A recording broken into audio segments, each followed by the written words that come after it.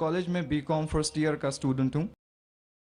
آپ نے ہم لوگوں کو دعوت کے بارے میں بتایا کہ ہم لوگ غیر مسلمان لوگوں کو اسلام کی طرف بلائیں، تو میں یہ جاننا چاہتا ہوں کل کو انشاءاللہ جب میں اس کام کے لیے، اس نیک کام کے لیے آگے دنیا میں نکلوں گا، تو کسی غیر مسلمان نے مجھ سے سب سے پہلے یہ پوچھ لیا کہ میں اپنا مذہب چھوڑ کے، جس کو میں اتنے سالوں سے پریکٹس کر رہا ہوں، آپ کا اسلام کیوں پکڑ لوں؟ یا ایک سٹیپ آگے جا کے اس نے یہ کہہ دیا آپ اپنا اسلام چھوڑ کے میرے مذہب میں کیوں نہیں آ جاتے؟ تو ان دونوں سوالوں کا میں کیا جواب دوں؟ شکریہ۔ بھائی صاحب نے سوال پوچھا کہ اگر کوئی مجھ سے یہ پوچھے گا کہ میں میرا مذہب چھوڑ کے اسلام کیوں قبول کروں، یا آپ اسلام چھوڑ کے میرا مذہب کیوں نہیں قبول کرتے، وہ ایسی مثال ہے کہ ایک سکول اگر حساب میں یہ بچوں کو سکھاتی ہے کہ 2 × 2 5، اور دوسری سکول سکھاتی ہے 2 × 2 4، تو اب کون سی سکول میں داخل ہوں گے؟ وہ سکول جو حق کی بات کر رہا ہے، لیکن عام انسان کو حساب کے بارے میں پتا ہے کہ 2 × 2 4 ہے اور 2 × 2 5 نہیں ہے۔ تو اسی لیے جب آپ کالج میں ایڈمیشن لیتے، آپ اس کالج میں ایڈمیشن لینے کی کوشش کریں گے جو کالج میں سب سے بہترین پڑھائی ہوتی ہے۔ اسی طریقے سے آپ اس مذہب میں داخل ہو جس مذہب میں سب سے بہترین انسانیت کے بارے میں کہا گیا ہے۔ اسی لیے میں کہتا ہوں غیر مسلمانوں سے چیلنج کرتا ہوں کہ آپ مجھے اسلام سے اچھا مذہب دکھاؤ اور میں اسلام چھوڑ دوں گا، آپ کے مذہب میں داخل ہو جاؤں گا۔ لوگ کہتے ہیں ذاکر کفر کی بات کر رہا ہے، کفر کی کدھر بات ہے؟ حق کی بات ہے۔ میں جانتا ہوں کہ اسلام سے اچھا مذہب ہے ہی نہیں، کیونکہ اللہ تعالیٰ طریقہ دکھاتے کس طریقے سے دعوت دینا۔ یہ جو آپ کو ہدایت ملتی ہے اللہ کے قرآن سے، اللہ تعالیٰ فرماتا ہے اگر کوئی بھی کہتا ہے کہ اللہ نے بیٹا جنا، تو آپ کہو کہ میں سب سے پہلے اس کی سجدہ کروں گا۔ اس کا مطلب نہیں کہ اللہ نے بیٹا جنا، اللہ بیٹا جن ہی نہیں سکتا۔ اگر اللہ بیٹا جنے گا تو میں سب سے پہلا سجدہ کروں گا، یہ قرآن کی آیت ہے۔ تو اسی طریقے سے میں کہتا ہوں اگر آپ اسلام سے بہتر مذہب دکھاؤ مجھے، میں وہ مذہب کو قبول کروں گا۔ اگر آپ اس سے بہتر کتاب میرے سامنے پیش کرتے ہیں تو میں اس کتاب کو چھوڑ کے اس کتاب پہ عمل کروں گا۔ لیکن میں نہیں چاہتا ہوں کہ ہر کوئی مسلمان یہ کہے، کیونکہ یہ دعوتی میدان آپ کا فن نہیں ہے۔ یہ میں کہتا ہوں کیونکہ مجھے مطالعہ ہے۔ تو اس طریقے سے جب ہم کہتے ہیں تعالوا الی کلمۃ سواء بین بینکم، آؤ اس بات کی طرف جو آپ اور ہم میں یکساں ہے، تو اس طریقے سے جب بھی ہم غیر مسلمان سے بات کرتے ہیں تو سب سے بہترین جو آیت میں نے کہا تعالوا الی کلمۃ سواء بین بینکم، آؤ اس بات کی طرف جو آپ اور ہم میں یکساں ہے۔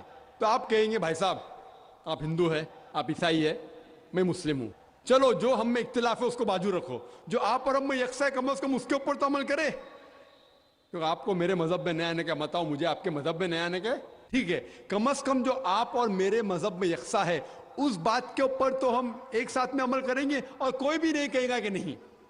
تو قرآن میں اللہ تعالیٰ فرماتے ہیں تعالوا الی کلمۃ سواء بین بینکم، آؤ اس بات کی طرف جو آپ اور ہم میں یکساں ہے۔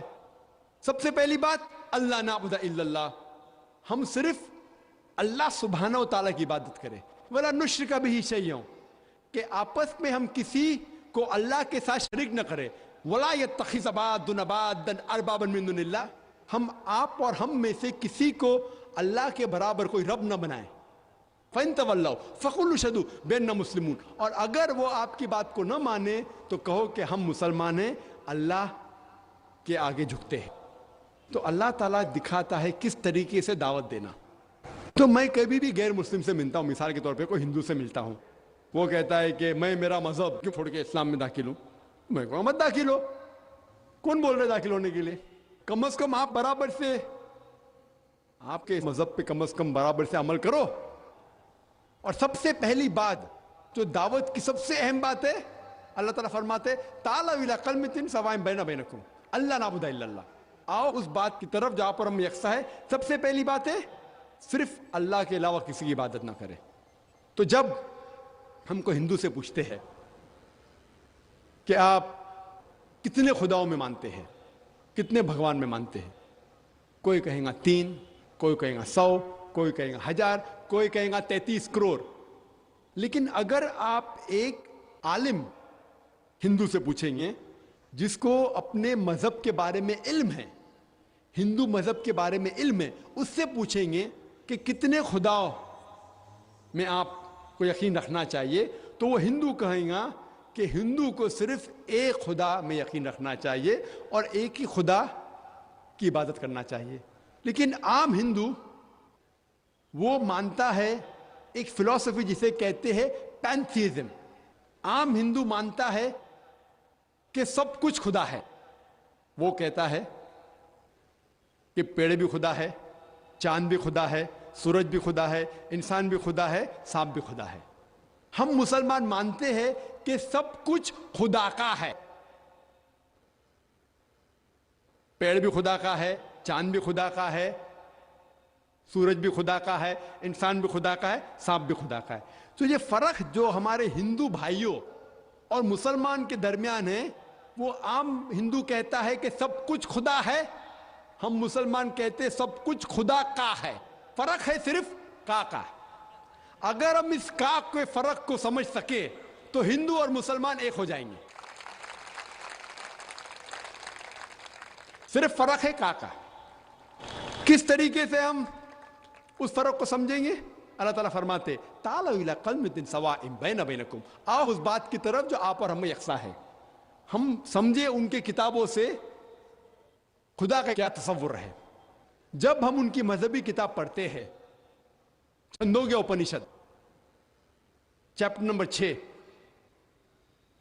سیکشن نمبر 2 شلوکا نمبر 1, اس میں لکھا ہے ایکم ایودتیم. یہ سنسکرت شلوک ہے جس کے معنی ہے بھگوان ایک ہی ہے, دوسرا نہیں ہے. آگے جب ہم پڑھتے اپنشد ہندوؤں کی ایک مقدس کتاب ہے, کئی مقدس کتابیں ہیں. لکھا ہے شویتا شتر اپنشد میں chapter number 6 chapter number 6 shloka number 9 میں ناکست کسج جنیتا نہ چدیپا, جس کے معنی ہے اس خدا کے نہ ہی کوئی والدہ ہے, نہ کوئی والد ہے, نہ ہی کوئی رب ہے. اس خدا کے نہ کوئی والدہ ہے, نہ والد ہے, نہ کوئی رب ہے. آگے لکھا ہوا ہے شویتا شتر اپنشد میں چیپٹر نمبر 4 شلوکا نمبر 19 میں نہ تسیہ پرتما استی, اس بھگوان کی طرح کوئی بھی نہیں ہے, اس خدا کی طرح کوئی بھی نہیں ہے. اور بھگوت گیتا میں صاف لکھا ہے چیپٹر نمبر 7 شلوکا نمبر 20 میں all those of materialistic people the intelligence has been stolen by material desires. means جو کوئی پیسے کے پیچھے بھاگتا ہے, جو لوگ پیسے سے متاثر ہے, وہ لوگ غلط خدا کی عبادت کرتے ہیں. all those whose intelligence has been stolen by material desires they worship demigods. جس کے معنی ہے کہ جو لوگ پیسے کے پیچھے بھاگتے ہیں وہ لوگ غلط خدا کی عبادت کرتے ہیں. اور ہندو مذہب کی کتاب میں سب سے اونچی کتاب ہے وید. وید میں لکھا ہے یجروید چیپٹر نمبر 32 شلوکا نمبر 3 میں نہ تسیہ پرتما استی, اس خدا کا کوئی بھی عکس نہیں ہے. لکھا ہے یجروید میں چیپٹر نمبر 40 شلوکا نمبر 9 میں اندھاتم پویشنتی یا اسمبوتی مپاستے. اندھاتم مینس اندھکار, اندھاتم مینس اندھیرا, پرویشنتی مطلب داخل ہونا. وہ لوگ اندھکار میں داخل ہو رہے ہیں جو لوگ اسمبوتی کی عبادت کرتے ہیں. اسمبوتی مطلب نیچرل تھنگز, مثال کے طور پہ ہوا, پانی, آگ. جو لوگ اسمبوتی کی عبادت کرتے ہیں وہ اندھکار میں داخل ہو رہے ہیں. اور آگے لکھا ہوا ہے وہ لوگ اور گھور اندھکار میں داخل ہو رہے ہیں جو لوگ سمبوتی کی عبادت کرتے ہیں. سمبوتی مطلب انسان کی بنائی ہوئی چیزیں, مثال کے طور پہ ٹیبل, چیئر, بدھ. اگر آپ انسان کی بنائی ہوئی چیزوں کی عبادت کرتے ہیں تو اور گھور اندھکار میں داخل ہو رہے ہیں. کون کہتا ہے؟ Yajurveda chapter number 40 verse number 9. اور جو برہما سوترا ہے ہندوازم کا وہ ایکم براہم دیوتیا ناستے نینا ناستے کنچن، بھگوان ایک ہی ہے، دوسرا نہیں ہے، نہیں ہے، نہیں ہے، ذرا بھی نہیں ہے۔ تو میں کہوں گا ہندو سے کم از کم آپ کی کتاب میں دیکھو بھگوان ایک ہے، نہ اس کا بت ہے، آپ ایک بھگوان کی عبادت کرو اور کسی کی مت کرو۔ تو پہلے پہ میں اس سے قبول کراؤں گا لا الہ الا اللہ کہ بھگوان ایک ہے۔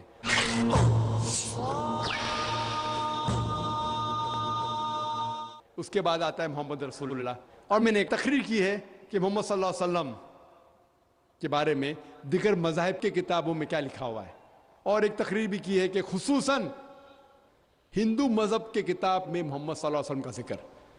تو میں اسے یہ ثابت کروں گا، وقت نہیں ہے کہ میں ایک تقریر کروں محمد صلی اللہ علیہ وسلم کے بارے میں ہندو مذہب میں، لیکن محمد صلی اللہ علیہ وسلم کا ذکر ہندو مذہب کی کئی کتابوں میں ہے۔ آپ اگر پڑھیں گے بھوشیہ پرانا پرو 3 پرو 3 کھنڈ 3 ادھیائے 3 شلوکا 5 سے 8 میں محمد صلی اللہ علیہ وسلم کا ذکر ہے۔ بھوشیہ پرانا پرو 3 کھنڈ 3 ادھیائے 3 شلوکا 10 سے 27 تک کے اس کا ذکر ہے محمد صلی اللہ علیہ وسلم کا۔ محمد صلی اللہ علیہ وسلم کا ذکر ہے کنٹب سکتا میں اتھروا وید کتاب نمبر 20 ہم نمبر 127 شلوکا نمبر 1 سے 14۔ محمد صلی اللہ علیہ وسلم کا ذکر کئی جگہ ہندو مذہب کتابوں میں ہے، اور خصوصاً ایک پرانا ہے کل کی پرانا چیپٹر نمبر 2 شلوکا نمبر 4 5 7 9 11 اور 15 میں ذکر ہے کہ ایک کل کی اوتار آئیں گے جس کے ماں کا نام ہے سمتی، جس کے معنی امن، اور ہم جانتے ہیں محمد صلی اللہ علیہ وسلم کی والدہ کا نام تھا آمنہ۔ اس میں لکھا ہے اس کے والد کا نام ہوگا وشنو یاش، مطلب بھگوان کے پوجنے والا، خدا کے پوجنے والا، اور محمد صلی اللہ علیہ وسلم کے والد کا نام تھا عبداللہ۔ اس میں ذکر ہے کہ وہ پیدا ہوں گے سنبھالا میں، سنبھالا مطلب امن کی جگہ، جسے ہم کہتے ہیں مکہ بھی امن کی جگہ ہے۔ اس بھوشیوانی میں لکھا ہوا ہے کہ وہ پیدا ہوں گے 12ویں تاریخ مادھو کے مہینے میں۔ ہم جانتے ہیں محمد صلی اللہ علیہ وسلم پیدا ہوئے 12ویں ربیع اول میں۔ اس میں لکھا ہوا ہے کہ وہ آخری انتم رشی ہوں گے۔ ہم جانتے ہیں محمد صلی اللہ علیہ وسلم آخری نبی ہے، سورہ احزاب سورہ نمبر 33 آیت نمبر 40 میں۔ اس میں کئی پروفیسیز، کئی چیزیں لکھے ہوئے کہ ان کے 4 ساتھیاں ہوں گے جو خلفاء راشدین کے بارے میں، ان کو ایک گھوڑا دیا جائے گا تلوار کے ساتھ۔ ہم جانتے ہیں محمد صلی اللہ علیہ وسلم کو براق دیا گیا تھا، جن نے معراج پہ گئے تھے براق کے ساتھ، اور پوری تقریریں جو 1.5 گھنٹے کی کر سکتے صرف محمد صلی اللہ علیہ وسلم کا ذکر ہندو مذہب کی کتابوں میں۔ تو میں کہوں گا وہ ہندو سے آپ کے مذہب میں لکھا ہوا کہ انتم رشی آنے والے ہیں، اور محمد صلی اللہ علیہ وسلم کا ذکر نام محمد سے ہے، احمد سے بھی ہے کئی جگہ پہ۔ اتر چک منترا نمبر 1500 آپ اگر پڑھیں گے یجوروید چیپٹر 31 ورس نمبر 18 ان کا ذکر ہے۔ اتھروا وید بک نمبر 20 ہم نمبر 126 ورس نمبر 14 میں ان کا نام لکھا گیا ہندو مذہب کی کئی کتابوں میں۔ نارا شنسا، نارا مینس نر انسان، شنسا مینس جس کی پرشنسا ہوتی ہے، تعریف ہوتی ہے، انہیں تعریف کرنے کے لائق آدمی۔ اور جب محمد کا ترجمہ کرتے صلی اللہ علیہ وسلم کا، اس کے معنی بھی ہے تعریف کے لائق انسان۔ تو محمد کا ترجمہ کا سنسکرت میں کریں گے اس کا ہوگا نرشنسا، اور یہ لفظ نرشنسا ہندو مذہب کی کتاب میں کئی جگہ لکھا ہوا ہے، کئی جگہ، کئی سینکڑوں جگہ۔ رگ وید بک نمبر 1 ہم number 13 verse number 3، Rig Veda book number 1 ہم number 18 verse number 9، Rig Veda book number 1 ہم number 106 verse number 4، Rig Veda book number 2 ہم نمبر 3 ورس number 2، Rig Veda book number 5 ہم number 5 verse number 2، Rig Veda بک number 7 hymn number 5 verse number 2۔ Yajurveda chapter number 20 verse number 37، Yajurveda chapter number 21 verse number 57، Yajurveda chapter number 21 verse number 31، Yajurveda chapter number 21 verse number 55، Yajurveda chapter number 28 verse number 2، Yajurveda chapter number 28 verse number 42۔ سینکڑوں حوالے صرف ہندو مذہب کی کتابوں سے ہم دے سکتے ہیں جس میں محمد صلی اللہ علیہ وسلم کا نام آتا ہے ایز نرشنسا۔ سو میں ہندو سے کہوں گا کہ آپ کی ہندو مذہب کی کتاب میں لکھا ہوں کہ ایک بھگوان ہے، ایک ہی خدا ہے، نہ اس کا کوئی بت ہے، بت پرستی کرنا حرام ہے، اور کئی پیغمبر ہے، آخری پیغمبر محمد صلی اللہ علیہ وسلم ہے۔ تو میں کہوں گا کہ آپ کی کتاب میں لکھا ہوں کہ ایک خدا ہے اور آخری پیغمبر محمد صلی اللہ علیہ وسلم ہے، اور آپ کو جو پیغام وہ لے کے آتا ہے اس کی بات کو ماننا چاہیے۔ اور وہ پیغام کیا ہے؟ قرآن اور صحیح حدیث. تو اگر آپ ہندو مذہب کی کتابوں کا مطالعہ کریں گے آپ کو یقین رکھنے پڑے گا ایک خدا میں اور محمد صلی اللہ علیہ وسلم. اسی طریقے سے ہم جب عیسائی سے بات کرتے ہیں اس کے بائبل سے ثابت کر سکتے ہیں خدا ہے. عیسیٰ علیہ السلام خدا نہیں ہے، وہ خدا کے بیٹے نہیں ہیں. بائبل کے اندر ذکر ہے کہ محمد صلی اللہ علیہ وسلم آنے والے ہیں. تو اس طریقے سے میں کہوں گا غیر مسلم سے کہ کم از کم آپ کی کتاب کو مانیں گے تو آپ کو یقین رکھنے پڑے گا ایک خدا میں. اور اللہ کا ذکر بھی ہے ہندو مذہب کی کتاب میں، عیسائی مذہب کی کتاب میں، لیکن اس کے لیے آپ کو تھوڑا جد و جہد کرنے پڑے گا، جہاد کرنے پڑے گا. جہاد مطلب نہیں جھگڑا، وہ غیر مسلمان سے جھگڑا نہیں کرنے پڑے گا. جد و جہد کرنے پڑے گا مطلب تھوڑی تحقیق کرنے پڑے گا، جہاد کرنے پڑے گا. میں کیا کر رہا ہوں؟ جہاد کر رہا ہوں. میں ہزاروں میل دور ادھر آیا کیا کرنے کے لیے؟ جہاد کرنے کے لیے، کسی کا قتل کرنے کے لیے نہیں. جد و جہد کرنے کے لیے کہ لوگوں کو اسلام کا پیغام دینے کے لیے آیا میں. تو اسی طریقے سے ہر انسان اگر قرآن اور حدیث کے اوپر عمل کرے اور اپنے دین کو پھیلائے تو انشاءاللہ آج کی تاریخ میں مسلمان کی حالت اور بہتر ہوگی انشاءاللہ. خواتین کی طرف سے کوئی سوال؟ Brother, Assalamu alaikum wa rahmatullahi wa barakatuh. I would like to start with the Islamic greeting. May peace, mercy and blessing be upon you. Brother, I would like to ask کہ جہاد کے 3 لیولز ہوتے ہیں. Firstly تو نفس کے خلاف، دوسرا دعویٰ کرنا، اور تیسرا جیسے جہاد فی سبیل اللہ. تو اس میں ہم عورتوں کا کتنا رول ہو سکتا ہے؟ اینڈ پلیز سر اگر ہو سکے تو یہاں سے بھی 2 کویشچنس پوچھے جائیں because we also want to ask. Thank you sir. بہن نے سوال کیا کہ جہاد کے 3 لیول ہوتے ہیں، ایک جہاد نفس، ایک دعویٰ، ایک جہاد فی سبیل اللہ. وہ سارے جہاد فی سبیل اللہ ہے. بہن کا مطلب میرے حساب سے کہ قتال فی سبیل اللہ. جہاد کے کئی درجے ہیں، کئی علماء نے کئی درجے دیے جہاد کے، 3 4 کوئی 10 کوئی 15 کئی درجے. لیکن یہ 3 کے بارے میں جو بہن نے ذکر کیا کہ بہنوں کا کیا رول ہے اس میں، بہنوں کا کیا رول ہے، کیا کام ہے. جہاں تک کہ جہاد نفس کا سوال ہے وہ ہر مسلمان کو کرنا چاہے وہ مرد یا عورت ہو، کہ اگر کوئی شیطان آپ کو بھڑکا رہا ہے کہ ایسا مت کرو، اللہ سے دور جاؤ، تو آپ کو اپنے نفس سے جہاد کرنا چاہیے. مثال کے طور پہ شیطان فرمائے گا یہ حجاب کرنے کی ضرورت کیا، سر ڈھکنے کی کیا ضرورت، بدن ڈھکنے کی کیا ضرورت، جتنا آپ بدن دکھائیں گے اتنا آپ مشہور ہوں گے. یہ شیطان بھڑکا رہا ہے. تو آپ جہاد کریں گے کہ خواتین کا فرض ہے کہ وہ سارے جسم کو ڈھانکے، جو صرف دکھا سکتی ہے وہ چہرہ اور یہ. تو یہ جہاد نفس ہوا. تو مرد کو بھی جہاد نفس کرنا چاہیے، خواتین کو بھی، دونوں کو. جو بھی اللہ تعالیٰ فرماتے قرآن میں اور اللہ کے رسول فرماتے حدیث میں، اس کے اوپر عمل کرنے پہ اگر آپ جہاد کر رہے تو وہ ایک قسم کا جہادی ہے، اور کئی بار جہاد نفس بھی کہلائیں گا. جہاں تک کہ دعوت کا میدان ہے، خواتین کا بھی فرض ہے کہ وہ غیر مسلمان خواتین میں اسلام کے بارے میں غلط فہمیاں دور کرے، دعویٰ کرے. ہمارے بمبئی میں ہمارے ادارے میں اسلام ریسرچ فاؤنڈیشن میں ایک شعبہ ہے لیڈیز ونگ، خصوصاً خواتین کے لیے.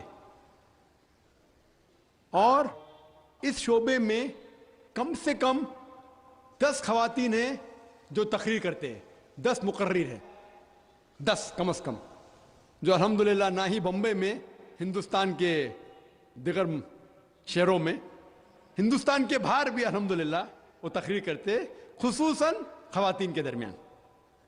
اور دعویٰ کرنا خواتین کا بھی فرض ہے، عورتوں کا بھی فرض ہے، نہیں کہ صرف مردوں کا فرض ہے، عورتوں کا بھی فرض ہے. اور کس طریقے سے دعویٰ کرنا چاہیے، آپ اگر ویب سائٹ پہ جائیں گے irf.net، آپ اگر ویب سائٹ پہ جائیں گے irf.net، وہاں طریقے دکھائے گئے کس طریقے سے آپ دعوت کے میدان میں اتر سکتے ہیں.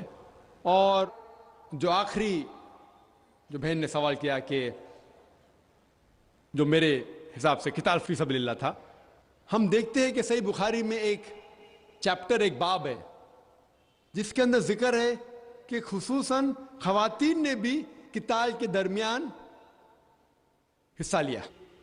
مثال کے طور پہ جب مرد جنگ کے میدان میں اترتے تھے تو انہوں نے پانی دیا، انہوں نے فرسٹ ایڈ کیا، مرم پٹی کی. اور ایک واقعہ ہے جس کا ذکر ہے जंग उहद के दरमियान जब दुश्मनों ने मोहम्मद सल्लल्लाहु अलैहि वसल्लम को घेरा तो कुछ साहबा मोहम्मद सल्लल्लाहु अलैहि वसल्लम के साथ थे और एक साहबिया भी थी जिसका नाम था नसीबा रदियल्लाहु अन्हा, और बाकी साहबा के साथ ये खवातीन साहबिया थी। और जब दुश्मनों ने हमला किया उन्होंने भी हिस्सा लिया मोहम्मद सल्लल्लाहु अलैहि वसल्लम की जान बचाने में, और वो घायल हुई, और इस घायल होने के बाद मोहम्मद सल्लल्लाहु अलैहि वसल्लम ने उसकी तारीफ की। तो चंद मौके पे जब ज़रूरत पड़ी, आम तौर पे मर्द को अल्लाह ताला ज़्यादा ताकत दी, वो जंग के मैदान में उतरता है, लेकिन ख़वातीन भी हिस्सा ले सकती है पानी देने में, जब ज़रूरत है फर्स्ट एड में, मरहम पट्टी करने में। ज़रूरत पड़ी थी जिस तरीके से मिसाल है नसीबा रदियल्लाहु अन्हा की, तो वो भी हिस्सा ले सकती है, और जब ज़रूरत है मर्दों का हिम्मत अफजाई कर सकती है। पहले माइक से भाइयों की तरफ से कोई सवाल? अगर कोई गैर मुस्लिम भाई कहीं पर भी हो, किसी भी कतार में हो, तो वो अपना हाथ ऊंचा करे और वो पहले सवाल करें। अगर दूसरे माइक में भी अगर कोई गैर मुस्लिम भाई खड़े हो तो आगे आ जाएं। अस्सलाम वालेकुम डॉक्टर साहब। डॉक्टर साहब, मैं एक retired army officer Mohammad Ziaullah खां मेरा नाम है। मैं आपसे एक क्लेरिफिकेशन चाहता हूँ रिगार्डिंग सूरह वल अस्र इन्नल इंसान लफी खुस्रिन। ये आलम इंसानियत के लिए एक बहुत तशवीशनाक सूरह है और कंडीशनल सूरह है। इसमें हर इंसान को बहुत ज़्यादा तशवीश होना चाहिए weather he is fulfilling all the 4 conditions in this सूरह और नॉट। इसमें इसकी तफसीर में अभी आपने फरमाया वतवासो बिल हक के लिए आपने फरमाया कि गैर ईमान वालों में ईमान की दावत। बेशक ये सच है कि ला इलाहा इल्लल्लाह सबसे बड़ा हक है, लेकिन मैं यहाँ आपसे ये क्लेरिफाई करना चाहता हूँ कि अमंग ऑल द मुस्लिम्स इतनी ज़्यादा तादाद अल्हम्दुलिल्लाह मुसलमानों की है, लेकिन वो आमिल सालिहात से दूर हैं, अल्लाह के अहकामात से दूर हैं। अगर उनको अल्लाह के इन अहकामात पे आमिल सालिहात की दावत दी जाए तो whether this fulfil the condition of वतवासो bill हक और नॉट। भाई का सवाल है कि जो सूरह अल असर में जो तीसरी कंडीशन है वतवासो बिल हक, अगर हम मुसलमानों के दरमियान उनको हक की तरफ बुलाते, इनका मतलब है इस्लाह। दावा के मानी है गैर मुसलमानों को इस्लाम की तरफ दावत देना। दावत की मानी दोनों तरीके से लिया जाता है, गैर मुस्लिम में भी बात करना, मुस्लिम में भी बात करना। लेकिन अगर हम एक स्पेसिफिक खुसूसन लफ्ज इस्तेमाल करना चाहते हैं तो जब हम गैर मुसलमानों से बात करते हैं उसे कहते हैं अरबी में दावत, और जब मुसलमानों से इस्लाम की बात करते हैं उसे कहते हैं इस्लाह। इस्लाह मानी मरम्मत करना, उसको सुधारना। तो इस्लाह भी कई उलमा ने कहा कि ये वतवासो बिल हक में आ जाता है। लेकिन अगर हम सेफ रहना चाहते हैं तो मेरी नजर में इस्लाह और दावा दोनों जरूरी है। मैं क्या कर रहा हूं आज की तारीख में? इस्लाह भी कर रहा हूं, दावा भी कर रहा हूं। गैर मुस्लिम में तो दावा कर रहा हूं, अक्सर मुसलमान है इस्लाह कर रहा हूं। कल सुबह एक खुसूसन नशिस्त है गैर मुसलमानों के लिए, वहां ज्यादा दावा करूंगा मैं। तो दोनों करना इंपॉर्टेंट है, जरूरी है। इस्लाह भी मुसलमानों को हक की तरफ बुलाना जो भटक गए हैं, जो नाम के मुसलमान हैं, और गैर मुस्लिम में भी। लेकिन अगर आप सेफ रहना चाहते हैं तो मेरे हिसाब से दोनों करना जरूरी है, तो एकदम सेफ है। और जन्नत में जाने के लिए हमें जो भी कर सके करना जरूरी है, क्योंकि अल्लाह ताला फरमाते सूरह मुल्क में सूरा नंबर 67 आयत नंबर 2, अल्लज़ी खलक़ल मौता वल हयाता, अल्लाह सुब्हानहू व तआला ने जिंदगी और मौत दी ताकि वो जान सके आप लोग में से कौन अच्छे अमाल करता है। तो ये जिंदगी है, आखिरत के लिए इम्तिहान है। तो इस इम्तिहान में हमें सफल होना बहुत ज़रूरी है। इसीलिए हमें कोशिश करना चाहिए कि जहाँ तक हो सके अल्लाह और अल्लाह के रसूल के अहकाम के ऊपर अमल करें। दूसरा सवाल भाइयों की तरफ से दूसरे माइक से। अस्सलाम वालेकुम, मेरा नाम शुजाउल हसन है। मैं कंप्यूटर लेक्चर की हैसियत से एक सरकारी कॉलेज में काम करता हूँ। जनाब, आपसे मिला हुआ वक्त बहुत कीमती है और बहुत नाकाफ़ी है, लेकिन फिर भी मैं 2 सवाल करूँगा। आपसे गुजारिश है कि जो आपने नियम बताया उसके अलावा जाके इन दोनों सवालों का जवाब दे दें, मेहरबानी होगी।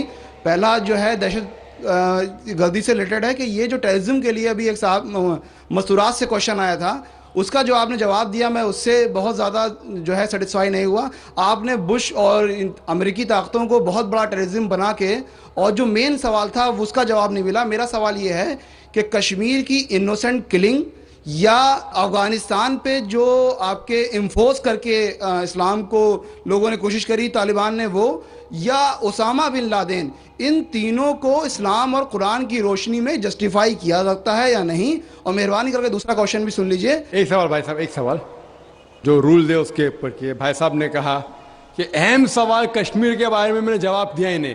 بھائی صاحب وہ سوال میں کشمیر کا ذکر تھا ہی نہیں, آپ نے سوال ہی نہیں سنا, ویڈیو ریکارڈنگ ہے ادھر. اس سوال میں کشمیر کا ذکر تھا ہی نہیں. اس سوال میں یہ تھا کہ جو WTC کا وہ جہاد ہے کیا نہیں. میں نے کہا ہے, لیکن جہاد فی سبیل شیطان.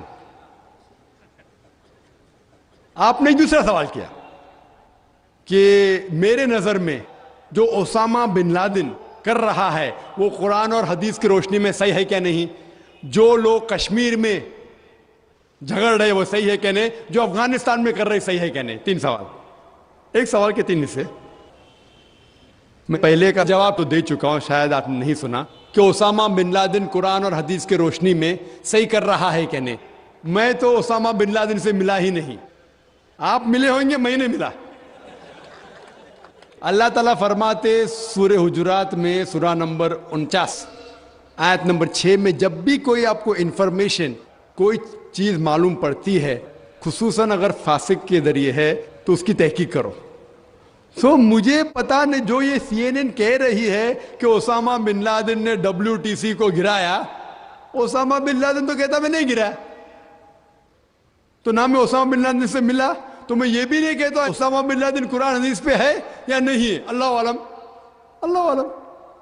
اگر ہے تو جنت میں جائے گا, نہیں ہے تو نہیں جائے گا. مجھے ضروری نہیں کہ اسامہ بن لادن سے ملنا میرا فرض ہے, ٹھیک ہے نا. وہ آخرت کے دن میں فیصلہ ہو جائے گا. اللہ تعالیٰ آپ سے بھی نہیں پوچھے گا کیا وہ مجاہد تھا کہ دہشت گرد تھا. وہ اللہ تعالیٰ فیصلہ کریں گے. سوال نمبر 2 کہ کشمیر میں جو لوگ جھگڑ رہے ہیں کہ وہ قرآن اور حدیث کی روشنی میں ہے کیا نہیں. میں کشمیر میں لاسٹ ایئر 2003 میں تقریباً 1 سال پہلے گیا تھا. آپ دیکھتے کہ کشمیری لوگ الگ الگ وجہ کے لیے جھگڑ رہے ہیں.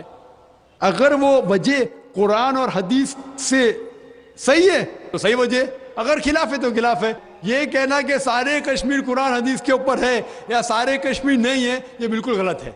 کچھ لوگ قرآن اور حدیث کی روشنی میں جدوجہد کر رہے ہوں گے تو صحیح جہاد کر رہے, کچھ لوگ اپنے ذاتی فائدے کے لیے ایک دوسرے کا قتل کر رہے, وہ بالکل غلط ہے. تو ہم دیکھتے ہیں کہ کئی بار کئی لوگ اپنے ذاتی فائدہ اپنا بنا لیتے ہیں. تو میں یہ نہیں جانتا ہوں خصوصاً کون کشمیری کیا کر رہا ہے. تو اسی لیے یہ کشمیر عام لوگ قرآن حدیث پہ عمل کر رہے کیا نہیں, آپ کو اس سے پوچھنا چاہیے جو پالیٹکس کے اندر ایک ماہر ہے. اللہ تعالیٰ فرماتے سورہ نحل میں سورہ نمبر 16 آیت نمبر 43, اور اللہ تعالیٰ فرماتے سورہ نمبر 21 آیت نمبر 7 میں فَاسْأَلُوا أَهْلَ الذِّكْرِ إِن كُنتُمْ لَا تَعْلَمُونَ. اس سے پوچھو جو اس فن کا ماہر ہے. میں پالیٹکس کے فن میں ماہر نہیں ہوں, میں دائی ہوں. تو کس طریقے سے جواب دینا غیر مسلم کو بولوں گا, لیکن پالیٹکس میں کشمیری لوگ کیا کر رہے ہیں, افغانی لوگ کیا کہہ رہے ہیں, وہ میں نہیں کہہ سکتا ہوں. میں اس فن کا ماہر نہیں ہوں. اگر کہوں گا تو قرآن کے جائیں گا. آپ اس سے پوچھو جو ماہر ہے. میں اس فن کا ماہر نہیں ہوں, میں دعوتی میدان کا ماہر ہوں. آپ بھگوت گیتا کے بارے میں پوچھئے, رامائن کے بارے میں پوچھئے, ہندوازم کے بارے میں پوچھئے, عیسائیت کے بارے میں پوچھئے, یہ افغانستان کے بارے میں یا کشمیر کے بارے میں میں فن کا ماہر نہیں ہوں. لیکن یہ جانتا ہوں میں کہ جہاں تک کہ افغانستان کا تعلق ہے, طالبان کا تعلق ہے, ہم دیکھتے ہیں CNN کے اندر کہ کئی بار BBC اور CNN میں دکھایا گیا کہ ایک طالبان ایک خاتون کو بے دردی سے مار رہا ہے. ارے طالبان خواتین کو مارتے ہیں ظالم لوگ. کیونکہ دائی ہونے کے حیثیت سے میں کئی ممالک کا دورہ کرتا ہوں. 2 سال پہلے میں ملیشیا میں گیا تھا. وہاں ایک शौहर और बीवी से मुलाकात हुई जो डॉक्टर थे। बीवी गायनोकोलॉजिस्ट थी और शौहर सर्जन थे। उन्होंने तकरीबन कि ये जो टीवी में दिखा रहे थे कि तालिबान लोग खवातीन को मार रहे, ये बिल्कुल गलत है। मैंने पूछा आपको कैसा पता गलत है? तो उसने कहा, वो मियाँ बीवी ने कहा, क्योंकि तालिबान को जो पगड़ी बांधते हैं उनके बांधने का एक खुसूसी तरीका है। मिसाल के तौर पे जब हम अरबों को देखते, हमारे लिए जो अजम है, हमारे लिए सब अरब एक जैसे पगड़ी बांधते, फेटा बांधते, अपना गतरा बांधते, लेकिन वो अरब ही जानता है कि सऊदी गतरा बांधने का तरीका अलग है, वो एमिराटी यूएई का गतरा बांधने का तरीका अलग है, वो कुवैती का गतरा बांधने का तरीका अलग है। वो पहचान सकते। हमने इसी तरीके से वो तालिबान की पगड़ी बांधने का तरीका अलग है। वो डॉक्टर कहने लगे मुझसे कि जिस तरीके से वो बीबीसी और सीएनएन में दिखा रहे थे तालिबान खवातीन को मार रहे, वो तालिबान है ही नहीं, वो एक्टर लोग को लेके आए थे, लेकिन बेवकूफ थे कि एक्टिंग में बराबर से नहीं किए, वो कपड़े बराबर नहीं थे। मैंने तकरीर सुनी एक रिपोर्टर जिसका नाम है योआन रेडली। योआन रेडली एक ब्रिटिश रिपोर्टर है। जब अटैक होता है अमेरिका का अफगानिस्तान पे, भाई साहब को दुख हो रहा था जब मैंने कहा कि अमेरिका टेररिस्ट है, दुख हो रहा था उनको। जॉर्ज बुश अगर आपके रिश्तेदार तो माफी चाहता हूं मैं।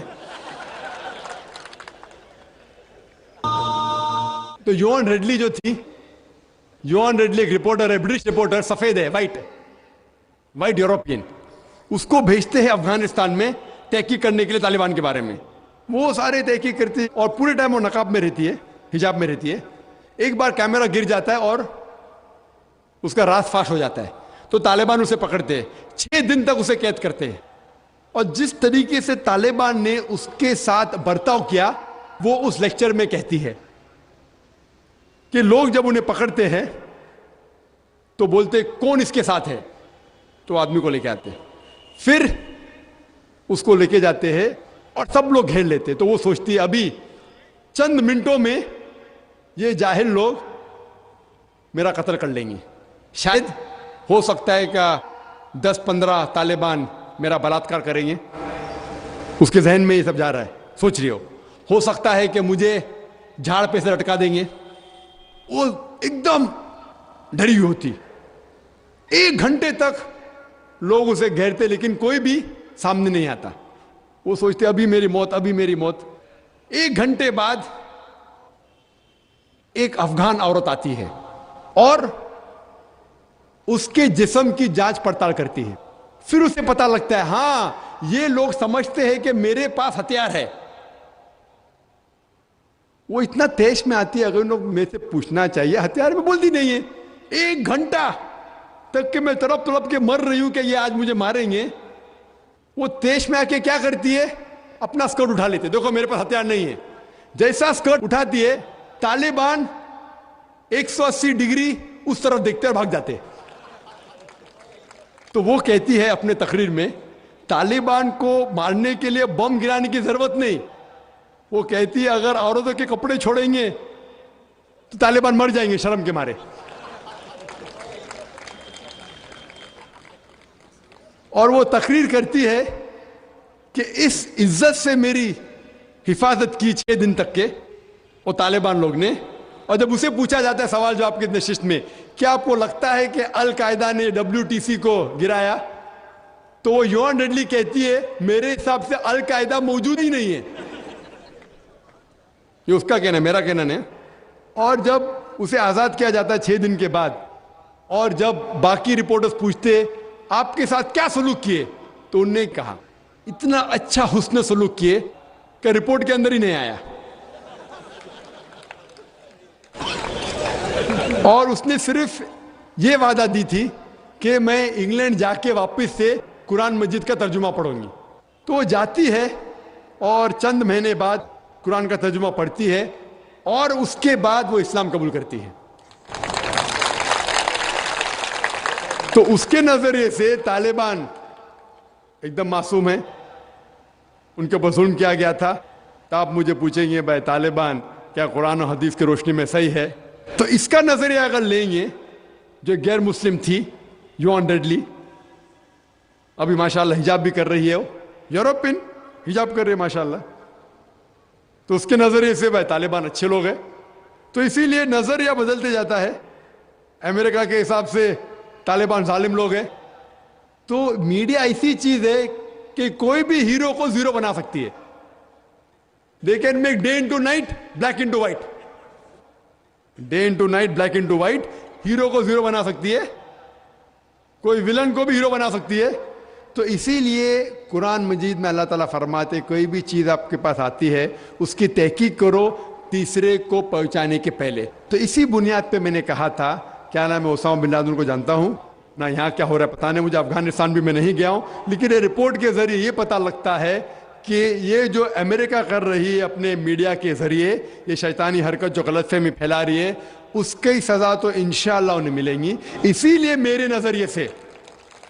نظریے سے جارج بش نمبر 1 ٹیررسٹ ہے. آپ کو دکھ ہوائے گا. جب میں لندن میں گیا تھا، وہاں ایک تقریر کی اور میں جواب دیا، تو ایک نوجوان اٹھ کے کہتا ہے کہ جارج بش کو ہم دعا کرتے کہ اللہ تعالیٰ اس کا قتل کرے.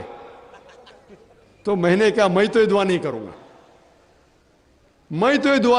گا، کیونکہ اللہ کے رسول نے جو دعا کی، جو سب سے زیادہ دشمن اس خلاف جو تھے محمد صلی اللہ علیہ وسلم کے دور میں، دونوں کا نام تھا عمر. تو اللہ کے رسول نے یہ دعا کی کہ کم از کم ایک عمر کو ہدایت دے. تو میں یہ دعا کرتا ہوں کہ کم از کم اللہ تعالیٰ جارج بش کو ہدایت دے. بہنوں کی طرف سے کوئی سوال؟ السلام علیکم، میرا نام یسرا ہے اور میں ایک اسٹوڈنٹ ہوں. میرا یہ سوال ہے کہ کیا ٹیررزم اور ایکسٹریمزم کا ایک ہی معنی ہے؟ بہن نے سوال کیا ہے کیا ٹیررزم اور ایکسٹریمزم کا ایک ہی معنی نہیں، دونوں الگ معنی ہیں. ٹیررزم مطلب جو دہشت گرد ہے، جو انسان کے دل میں دہشت پیدا کرتا ہے. ایکسٹریمسٹ مینس شدت پسند. ٹیررسٹ میں ٹیررزم کرتا ہے، جیسا میں نے تقریر میں کہا کہ غلط لوگوں کے دل میں دہشت پیدا کرنا اچھی بات ہے، اچھے انسان معصوم کے دل میں دہشت پیدا کرنا غلط ہے. ایکسٹریمزم مطلب شدت پسند. تو لوگ کہتے ہیں مسلمان شدت، اور بہت سے مسلمان اپنے بچاؤ کے لیے نہیں میں شدت پسند نہیں ہوں. میں کہتا ہوں میں شدت پسند ہوں، لیکن شدت پسند صحیح چیزوں میں. مثال کے طور پر ایمانداری کے میدان میں شدت پسند ہوں، حق کے میدان میں شدت پسند ہوں، جہاں تک کہ انسانیت سے اچھا برتاؤ کرنا چاہیے اس میں شدت پسند ہوں. تو شدت پسند صحیح چیزوں میں اچھی بات ہے. کوئی بھی انسان یہ نہیں کہہ سکے گا کہ آپ بہت شدت سے ایماندار ہے اس لیے آپ غلط انسان ہے، کوئی بول ہی نہیں سکتا. ہاں غلط چیزوں میں شدت پسند نہیں ہونا چاہیے. اللہ تعالیٰ فرماتے ہیں سورہ نساء میں سورہ نمبر 4 آیت نمبر 171 میں، لا تغلوا فی دینکم، do not commit excess in your religion. آپ دائرے کے باہر مت کام کرو. ایکسیسز، لا تغلوا فی دینکم، دین کے دائرے کے باہر مت جاؤ. لیکن دائرے میں ہو کے ایک طرفہ شدت جو حق کی بات ہے وہ تو اچھی بات ہے. تو شدت پسند ہونا ایک الگ بات ہے، ٹیررزم الگ بات ہے. ہو سکتا ہے کہ ایک انسان دونوں ہے، یا صرف ایک ہی ہے، یا دونوں نہیں ہے. یہاں بھائیوں کی طرف سے. ڈاکٹر صاحب میرا نام عبد النصیر ناصر ہے، میں ڈاکٹر امبیڈکر مہاسبھا کا سیکریٹری ہوں. امبیڈکر مہاسبھا میں 67 IAS ادھیکاری ہیں دلت. بہت سے لوگوں سے میں بات کرتا ہوں اسلام کے بارے میں تو کہتے ہیں بابا صاحب امبیڈکر نے کہا تھا میں ہندو دھرم میں پیدا ہو گیا ہوں لیکن ہندو ہو کے مروں گا نہیں. ہم لوگ بھی چاہتے ہیں عام اسلام میں، لیکن جو ہمیں فیسلٹی مل رہی ہے وہ ہم کو دلت کی حیثیت سے مل رہی ہے. کیا دلت جو ہے اسلام قبول کر لے اور نام اپنا نہ تبدیل کرے اور ختنہ نہ کرائے، کیا ممکن ہے یہ؟ بھائی صاحب نے سوال کیا کہ دلت، بابا امبیڈکر صاحب کی کتاب میں پڑھ چکا ہوں. آپ بالکل صحیح فرماتے کہ بابا صاحب امبیڈکر، ڈاکٹر بابا صاحب امبیڈکر، ان نے جب دیگر مذاہب کی تحقیق کی سب سے بہترین مذہب انہیں لگا اسلام. افسوس کی بات ہے کہ ہم مسلمانوں نے کھلے عام انہیں قبول نہیں کیا، اس لیے انہوں نے دوسرا بہتر مذہب بدھزم کو قبول کیا. آپ کا سوال ہے کہ دلت اگر کہتے ہیں کہ ہم اسلام قبول کریں اور نام نہیں بدلے تو کیا یہ جائز ہے، اور ختنہ نہ کرے جائز ہے؟ نام بدلنا اسلام میں فرض نہیں ہے. نام بدلنا اسلام میں فرض نہیں ہے. اگر آپ کا نام شرکانہ نام ہے تو بدلنا فرض ہے، ورنہ نام بدلنا فرض نہیں ہے. آپ کا پرانا نام پرکاش ہو یا جان ہو نام بدلنا فرض نہیں ہے. کئی آپ دیکھیں گے صحابہ نے نام نہیں بدلے, تو نام بدلنا فرض نہیں ہے. اگر کوئی شخص کہتا ہے کہ میں اسلام قبول کرتا ہوں, نام نہیں بدلنا چاہتا ہوں, بالکل جائز ہے. آپ کا دوسرا سوال, کیا ختنہ کرنا فرض ہے؟ ختنہ کرنا فرض نہیں, سنت موقدہ ہے, مستحب ہے, اچھی بات ہے, لیکن فرض نہیں. وہ ہمارے ہندوستان میں سرٹیفکیٹ دینے کے لیے ختنہ کرنا فرض ہے ہندوستان میں. آپ باہر جائیں گے تو ختنہ کرنا فرض نہیں, لیکن ختنہ کرنا اچھی بات ہے, بہترین ہے الحمدللہ, لیکن فرض نہیں ہے. یہ سنت ہے, کرنا اچھی بات ہے. تو اگر کوئی شخص کہتا ہے کہ میں اسلام قبول کروں گا, نام نہیں بدلوں گا اور ختنہ نہیں کہوں گا, تو میں کہوں گا اہلاً و سہلاً. کم از کم شرک سے تو بچے گا, کم از کم دوزخ سے تو بچے گا, جنت میں جائے گا انشاءاللہ. دلت مذہب کی فیسلٹی لے سکتا ہے وہ؟ بھائی صاحب کا تیسرا سوال, دلت مذہب کی فیسلٹی. یہ دلت مذہب کی فیسلٹی گورنمنٹ دیتی ہے.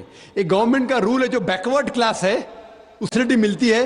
کئی مسلمان جو اپنے آپ کو بیکورڈ کلاس کہتے ہیں, ان کو بھی فیسلٹی ملتی ہے نا. کئی مسلمان نہیں جانتا, انصاری یا کچھ چند, سب نے چند, تو یہ فیسلٹی ملتی ہے ان کو. تو آج کے مسلمان جو اپنے آپ کو بیکورڈ کہتے ہیں, ان کو فیسلٹی ملتی, تو کوئی دلت اگر اسلام قبول کر سکے گا تو گورنمنٹ کی فیسلٹی بھی ملیں گی انشاءاللہ, اللہ کی فیسلٹی بھی ملیں گی.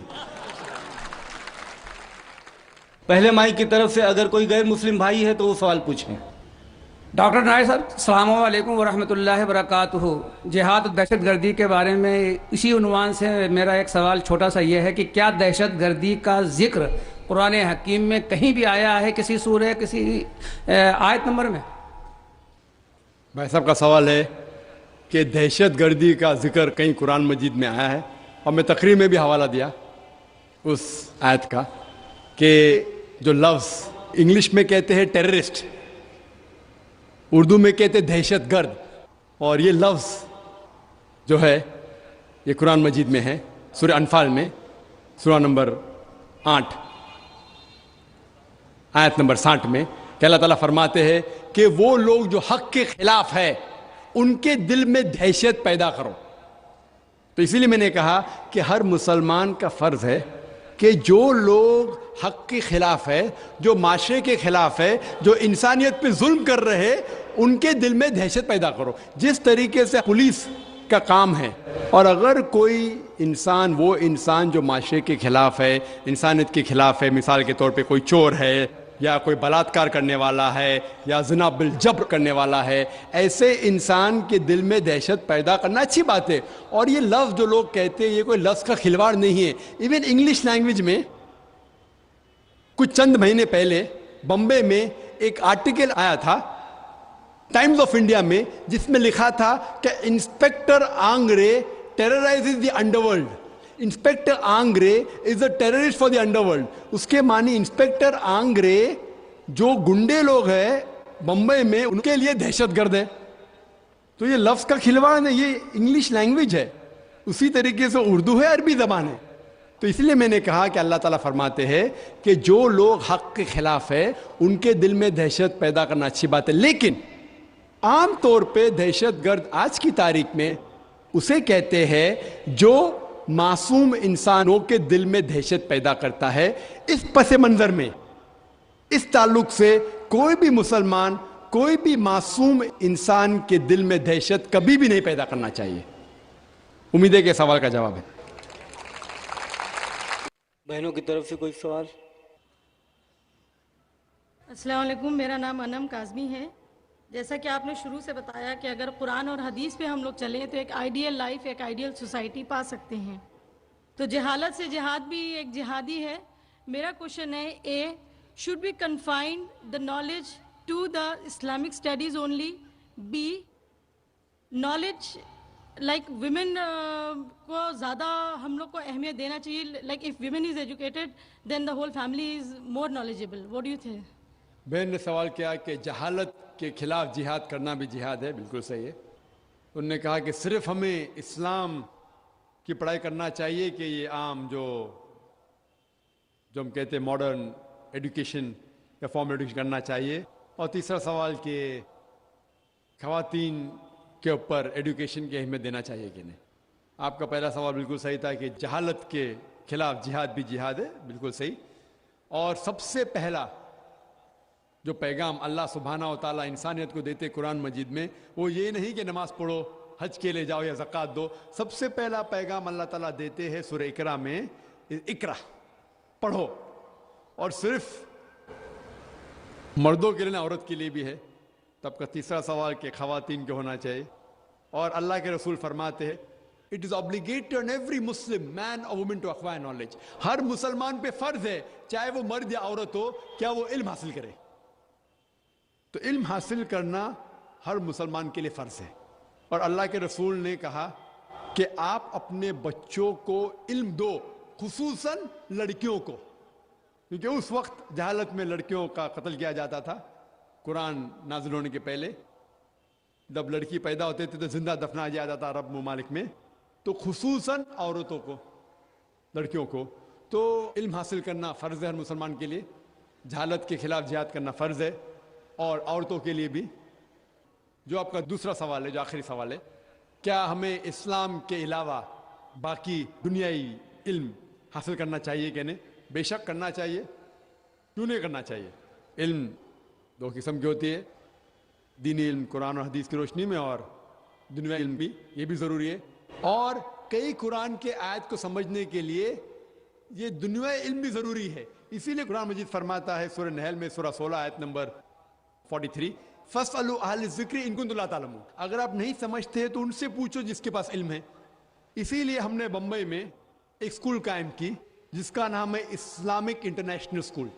یہ ایک علیحدہ اسکول ہے، 2 زبانوں میں اس کا میڈیم آف انسٹرکشن ہے، ایک انگلش اور دوسرا عربی ہے. ہم جب بچوں کا داخلہ کرتے 3 سال کی عمر میں ہمارے اسکول میں بمبئی میں، ان کو دونوں زبان سکھاتے ہیں، انگریزی زبان اور عربی زبان. جب 3 سال کی عمر میں داخلہ ہوتا ہے نرسری میں، ہم جب سکھاتے A for apple, B for ball, A for اللہ، بی فار بسم اللہ، ہم سکھاتے من الف اسد من با بیت من تا تفاح. کیونکہ مسلمانوں کو عربی جاننا بہت ضروری ہے.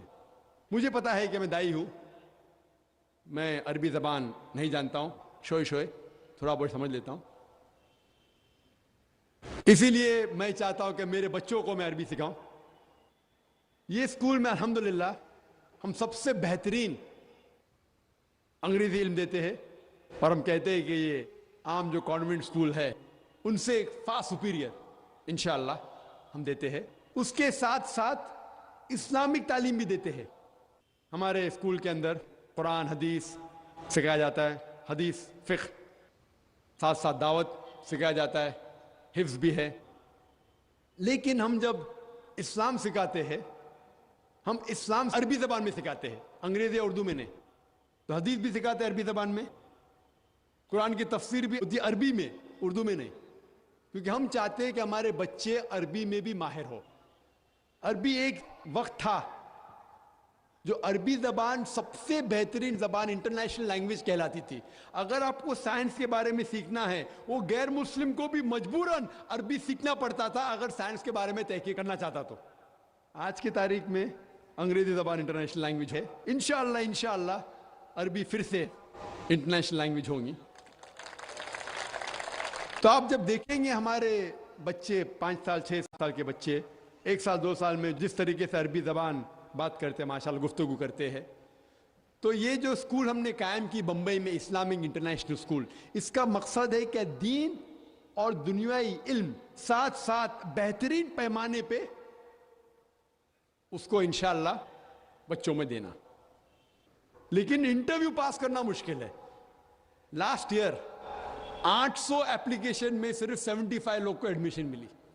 اس سال 625 اپلیکیشن میں سے صرف 60 لوگ کو ایڈمیشن ملی. تو ایڈمیشن ملنا مشکل ہے. اور ہمارے جو انٹرویو ہے کافی کٹھن ہے. ہم انٹرویو والدہ کا بھی لیتے ہیں، والد کا بھی لیتے ہیں، بچے کا بھی لیتے ہیں. اور انٹرویو میں والد اور والدہ کو 2 انٹرویو دینے پڑتے ہیں، کم از کم 2-3 گھنٹے کے، بچوں کو 3 سے 4. اور ہم تحقیق کرتے ہیں کہ کون لوگ ہمارے اسکول کے لائق ہے. اللہ کا فضل ہے، الحمدللہ ثم الحمدللہ. سب سے مہنگی اسکول ہونے کے باوجود لائن لگی ہے ایڈمیشن کے لیے. آپ اچھی تعلیم دو، لوگ آپ کے پاس بھاگتے ہوئے آئیں گے. پہلی سال میں الحمدللہ گرو کی بات ہے، فخر کی بات ہے کہ منسٹر کے فون آئے ایڈمیشن کے لیے. मिनिस्टर के फोन है। खुशी की बात है कि लोग चाहते हैं अपने बच्चों को इस स्कूल में डालें। और इस साल हमने, हमारे बम्बई में स्कूल, ये चौथा साल है बम्बई में स्कूल, इस साल हमने ऐसी स्कूल का एक ब्रांच शुरू किए चेन्नई के अंदर, मद्रास में। और अल्हम्दुलिल्लाह चेन्नई में भी माशाल्लाह पहले साल में 550 एप्लीकेशन आए, सीट थे लगभग 90, अल्हम्दुलिल्लाह। तो ऐसे कई स्कूल, सैकड़ों स्कूल आना चाहिए, सिर्फ हिंदुस्तान में नहीं सारी दुनिया में, जिसका दारो मदार दोनों है, दीनी इल्मी और दुनियाई इल्मी। तो क्या बच्चा जब स्कूल से फारिग होगा, वो चाहे तो डॉक्टर बन सकता है, इंजीनियर बन सकता है, पर डॉक्टर बनेगा तो अच्छा मुस्लिम डॉक्टर बनेगा, इंजीनियर बनेगा अच्छा मुस्लिम इंजीनियर बनेगा। तो 10वीं पास करने के बाद वो डॉक्टर भी बन सकता है, इंजीनियर भी बन सकता है, मुहद्दिस भी बन सकता है, मुफस्सिर भी बन सकता है। उम्मीद है कि कम से कम वो 10वीं जब फारिग होगा तो कम से कम जो आम आलिम जो मदरसे से फारिग होते, कम से कम उतना इल्म, हमारी उम्मीद है। कई लोग नाराज होते जब मैं कहता हूं कि इंशाअल्लाह हमारे स्कूल में से जब बच्चा फारिग हुआ कम से कम एक आम आलिम बनेगा, तो नाराज होते हैं, कैसा हो सकता है? कोशिश है, अल्लाह साथ है तो इंशाअल्लाह क्यों नहीं हो सकता है। और बम्बई के अंदर एक मिसाल दूं मैं, हर साल एक किरात का कंपटीशन होता है जो हिंदुस्तान लेवल पे जितने मदारिस है उनके बच्चे उसमें हिस्सा ले सकते हैं। कभी हैदराबाद में होता है, कभी इधर होता है, इस वक्त हुआ मुंबई में। और हमारे स्कूल को सिर्फ 3-3.5 साल हुए, 34 साल है। कुछ बच्चे 1 साल है, कुछ बच्चे 1.5 साल रह चुके, कुछ बच्चे 2 साल रह चुके। और सारे हिंदुस्तान के बच्चों में अल्हम्दुलिल्लाह सुम्मा अल्हम्दुलिल्लाह किरात कंपटीशन में हमारा जो एक 3री स्टैंडर्ड का बच्चा वो 2रे नंबर पे आया, और 4थी स्टैंडर्ड का बच्चा 3रे नंबर पे आया। और जो पहले नंबर पे आया वो दूसरे मदारिस का था जो 9वीं स्टैंडर्ड में पढ़ रहा था। हमारे वहाँ 9वीं है ही नहीं। तो ये फख्र की बात है अल्हम्दुलिल्लाह, हमारे बच्चे जो 2nd और 3rd के बच्चे जो थे वो 9वीं 10वीं बच्चे से कॉम्पीट करके अल्लाह के फजल से 2रे और 3रे नंबर पे आए। तो हमें उम्मीद है कि अल्लाह ताला हमारे साथ है। तो इंशाअल्लाह हमारे स्कूल में हिफ्ज़ भी है, हाफिज़ा भी होता है, जो हिफ्ज़ में ज़हीन है। तो इस तरीके से और स्कूल सारे हिंदुस्तान के शहरों में होना चाहिए ताकि हमें दोनों पे महारत रहे, इस्लामी इल्म पे भी और दुनियाई इल्म पे भी। जब हम देखते हैं ये क्रिश्चियन ईसाई प्रीस्ट जब दुनिया में बाहर निकलता, लोग उसकी इज्जत करते, लोग फख्र से देखते हैं। अफसोस की बात है कि इस्लाम में ऐसा नहीं है। इसीलिए हम ऐसे स्कूल कायम करें जो दोनों इल्म दे, दुनियाई भी और दीनी भी, ताकि इंशाअल्लाह हम सही तरीके से बच्चों को इल्म दे सके। Hope that answers the question.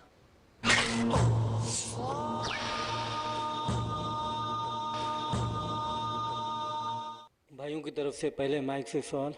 जनाब डॉक्टर जाकिर साहब, अस्सलाम वालेकुम वरहमतुल्लाहि वबरकातुहू। मेरा नाम मोहम्मद ज़फ़र अली है, मैं भी मेडिकल का स्टूडेंट हूँ। मेरा क्वेश्चन ये है कि आपने कहा कि अगर किसी गैर मुस्लिम भाई को अगर हम दावत देते हैं तो प्यार और मोहब्बत और सब्र से करें, हम कोई भी चीज़ अगर उनको कहें तो ये बताया। हमने एक बार ऐसी बात हुई थी शिर्क के बारे में कि बुत परस्ती और ये सब चीज़ के बारे में, तो उन्होंने हमसे एक सवाल कर दिया कि काबा शरीफ भी एक पत्थर से बना हुआ है, तो हम लोग सिजदा उसी की तरफ करते हैं, तो क्या ये इसके बारे में हमें उनको क्या जवाब दूँ? भाई साहब ने अच्छा सवाल किया, गैर मुस्लिम ने भी आपसे अच्छा सवाल किया। सही सवाल है भाई। अगर शिर्क इस्लाम में हराम है तो आप मुसलमान जब नमाज पढ़ते तो काबा को सिजदा क्यों करते? सवाल अच्छा है, जिसको जवाब नहीं बोलेंगे अरे शैतानी सवाल है। तो अगर हम पूछेंगे भाई क्यों ये गलत है इस्लाम में, जवाब नहीं पता है तो लोग बोलेंगे शैतानी सवाल है। सवाल तो भाई सही सवाल है मेरे हिसाब से।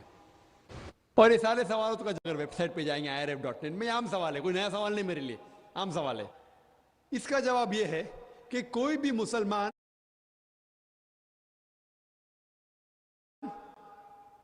इबादत नहीं करता। काबा हमारे लिए किबला है, दिशा है, एक डायरेक्शन है। हम मुसलमान हम यकसानियत में मानते हैं, कांग्रेगेशन में मानते हैं। के तौर पे अगर हमें यहाँ नमाज पढ़ना है तो कोई शख्स कहेगा कि पूरब की तरफ देखो, कोई कहेगा पश्चिम की तरफ, कोई कहेगा साउथ, कोई नॉर्थ, कोई ईस्ट, कोई वेस्ट, किस तरफ हम देखें। तो अल्लाह ताला फरमाते सूरह बकरा में, जहां भी आप है काबा की तरफ देख के नमाज पढ़ो। काबा एक दिशा है, हमारे लिए किबला है। और जब सबसे पहले सारी दुनिया का नक्शा जो ज्योग्राफी वर्ल्ड मैप बनाई वो मुसलमानों ने, अल इदरीसी ने 1154 में 1154 में। और जब मुसलमान ज्योग्राफी वर्ल्ड मैप बनाते थे तो साउथ पोल ऊपर था और नॉर्थ पोल नीचे था और काबा बीच में था। ये वेस्टर्नर्स अंग्रेज लोग आए और मैप को उल्टा किया, नॉर्थ पोल ऊपर साउथ पोल नीचे, बट फिर भी अल्हम्दुलिल्लाह काबा सेंटर में ही है, बीच में ही है। दुनिया के कोई भी हिस्से में आप है, काबा की तरफ देख के आप नमाज पढ़ो। हम जब मक्का जाते हैं उम्रा के लिए या हज के लिए तो हम काबा के गोल तवाफ करते हैं, काबा के गोल तवाफ करते हैं सरकमएम्बुलेट, क्योंकि अल्लाह का हुक्म है, अल्लाह के रसूल का हुक्म करते हैं। लेकिन लॉजिकली सोच सकते हैं कि हर दायरे का, हर सर्किल का एक ही सेंटर है, एक ही बीच का ऐसा सेंटर एक है। तो हम जब तवाफ करते हैं, गिर्द घूमते हैं, ये तस्लीम कर रहे हैं कि अल्लाह एक है, इसलिए हम तवाफ करते हैं। और जो हजरत उमर रदियल्लाहु अन्हु ने कहा काबा के बारे में, संग अस्वद के बारे में, वो सारी गलतफहमी दूर कर लेता है। हजरत उमर रदियल्लाहु अन्हु कहते हैं, सही बुखारी में जिक्र है, वॉल्यूम नंबर 2 किताब अल हज चैप्टर नंबर 56 हदीस नंबर 675 में हजरत उमर फरमाते हैं रदियल्लाहु अन्हु कि ये संग अस्वद, ये काला पत्थर, ना मेरे लिए कोई अच्छा काम कर सकता है ना बुरा, ना मेरे लिए बुरा है ना मेरे लिए अच्छा है, क्योंकि मेरे रसूल ने इसको चूमा इसलिए मैं चूम रहा हूं, नहीं तो ये काला पत्थर ना मेरे लिए कोई भलाई कर सकता है ना बुराई कर सकता है। ये अल्फाज दूसरे खलीफा हजरत उमर रदियल्लाहु अन्हु के काफी है इंसानियत को बताने के लिए कि हम काबा को नहीं पूछते। और एक तो नुक्ता हम गैर मुस्लिम से कह सकते हैं, और जो मैं अक्सर कहता हूं कि मोहम्मद सल्लल्लाहु अलैहि वसल्लम के दौर में कई साहबा काबा पे खड़े होकर आजान देते थे। मैं ये पूछना चाहता हूं, कोई भी बुत की इबादत करने वाला जो बुत की इबादत करता है उसके ऊपर कभी भी खड़े नहीं रहेंगे। तो आज काबा पे खड़े होकर हजरत बिलाल रज़ियल्लाहु अन्हु वो काबा पे खड़े होकर आजान देते थे। ये साफ है क्योंकि हम काबा की इबादत नहीं करते, इसीलिए साहबा काबा पे खड़े होकर भी आजान देते थे। Hope that answers the question. दूसरा सवाल भाइयों की तरफ से। अस्सलामु अलैकुम वरहमतुल्लाहि वबरकातुहू। मेरा नाम यूनुस शेख है और मैं जर्नलिज्म का स्टूडेंट हूँ। हज़रत से जिहाद के टॉपिक पर एक सवाल ये है कि हमारा मुल्क है, हमारे यहाँ भी बहुत ज़्यादा दहशतगर्दी बढ़ी हुई है और इस्लाम कहता है कि हुब्बुल वतनी का जो जज्बा है इस्लाम उसकी बहुत ताकीद करता है। और हमारे यहाँ के कुछ लोग हैं जो हमारे नौजवानों को जिहाद के नाम पर भड़काते हैं और कहते हैं कि अल्लाह का काम है, अल्लाह के अहकाम के लिए आगे आओ, और अपने मुल्क से गद्दारी के लिए उन्हें उकसाते हैं। उन लोगों के बारे में इस्लाम क्या हुक्म देता है? और इस्लामी मंचों से लगातार ऐसी तंजीमों की हिमायत की जाती है, उन तंजीमों के बारे में आपका क्या ख्याल है? शुक्रिया। भाई साहब का सवाल है कि कई लोग नौजवानों को भड़काते हैं कि मुल्क के खिलाफ झगड़ा करो, ये जिहाद है वगैरह वगैरह। जहाँ तक कि हिंदुस्तान का सवाल है, हिंदुस्तान के कॉन्स्टिट्यूशन में, इस मुल्क के कॉन्स्टिट्यूशन में हर हिंदुस्तानी का हक है कि वो कोई भी मजहब के ऊपर अमल कर सकते और उसकी दावत दे सकता है। ये चंद मुमालिक में ऐसा कॉन्स्टिट्यूशन में लिखा, और हिंदुस्तान इन मुमालिक में से एक है जिसके कॉन्स्टिट्यूशन में it is the birth right of every citizen of India to follow, propagate and preach his religion. कोई भी हिंदुस्तानी कोई भी मजहब को फॉलो कर सकता है और उसकी दावत दे सकता है, यह हक है। देखो मैं अल्हम्दुलिल्लाह डंकी की चोट पे दावत देता हूं कि नहीं? माशाअल्लाह। डरने की क्या बात है, वो मुसलमान डरते हैं। और मुंबई में जो शहर मेरे हिसाब से सबसे मुश्किल है दावती मैदान में, लेकिन अल्लाह की मदद है तो कोई भी मुश्किल नहीं है। मैं कोई बड़ा तीसमार का नहीं हूं, मैं मामूली इंसान हूं, लेकिन अल्लाह की मदद, अल्लाह ताला फरमाते सूरह अल इमरान में सूरह नंबर 3 आयत नंबर 160 में, अगर अल्लाह सुब्हाना व ताला आपकी मदद करे तो कोई भी आपको नहीं हरा सकता है, कोई भी काम मुश्किल नहीं। लेकिन अल्लाह ताला अगर आपके साथ नहीं दे तो कोई भी आपकी मदद नहीं कर सकता। तो मोमिनो अल्लाह पे ईमान रखो।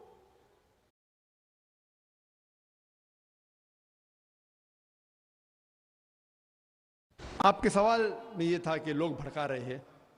جہاں تک کہ ہندوستان کا سوال ہے، ہندوستان کے کانسٹیٹیوشن میں کوئی بھی ایسی چیز نہیں ہے جو اسلام میں حرام ہے اور ہندوستان کا کانسٹیٹیوشن آپ کو اس چیز کرنے پہ مجبور کر رہا ہے. میرے علم میں ایسی کوئی بھی چیز نہیں ہے جو اسلام میں حرام ہے اور انڈین کانسٹیٹیوشن، انڈین گورنمنٹ آپ کو فرض کر رہا ہے. مثال کے طور پہ اسلام میں شراب پینا حرام ہے، ہندوستان کے کانسٹیٹیوشن میں یہ نہیں لکھا کہ شراب پینا فرض ہے. ایسی ایک بھی چیز نہیں ہے جو ہمیں مجبور کرتی ہے حرام کرنے پہ، اور جو چیز فرض ہے وہ انڈین گورنمنٹ نہیں کہہ رہی کہ حرام ہے. مثال کے طور پہ نماز پڑھنا فرض ہے، انڈین گورنمنٹ روکتی نہیں ہمیں. تو ایک مسلمان ایک اچھا مسلمان ہونے کے ساتھ ساتھ اچھا ہندوستانی بھی ہو سکتا ہے. انڈین گورنمنٹ کے اندر کوئی بھی رول ایسا نہیں ہے، کوئی بھی لا نہیں ہے جو ہمیں روکتا ہے اچھا مسلمان بننے سے. میں جانتا ہوں کچھ پولیٹیشین لوگ اپنے ووٹ بینک کے لیے کرتے، لیکن چند پولیٹیشین لوگ اپنے ذاتی فائدے کے لیے یہ مذہب کا غلط فائدہ اٹھاتے اور لوگوں کے بیچ میں دشمنی پیدا کرتے ہیں. جیسا ہم دیکھتے ہیں گجرات میں کیا ہو گیا. عام طور پہ عام ہندو اور عام مسلمان ایک دوسرے سے محبت کرتا ہے، لیکن یہ چند پولیٹیشین کے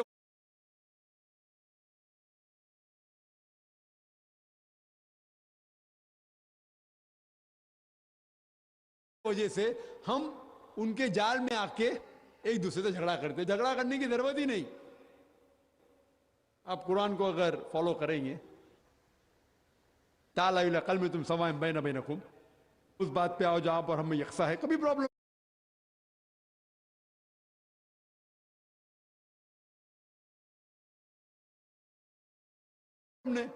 میں کئی شنکراچاریوں کو مل چکا ہوں، کئی پنڈتوں کو، کئی سوامی. تو میرے حساب سے اس ملک میں ہمیں حق ہے اسلام مذہب فالو کرنا، اسلام مذہب کی دعوت دینا.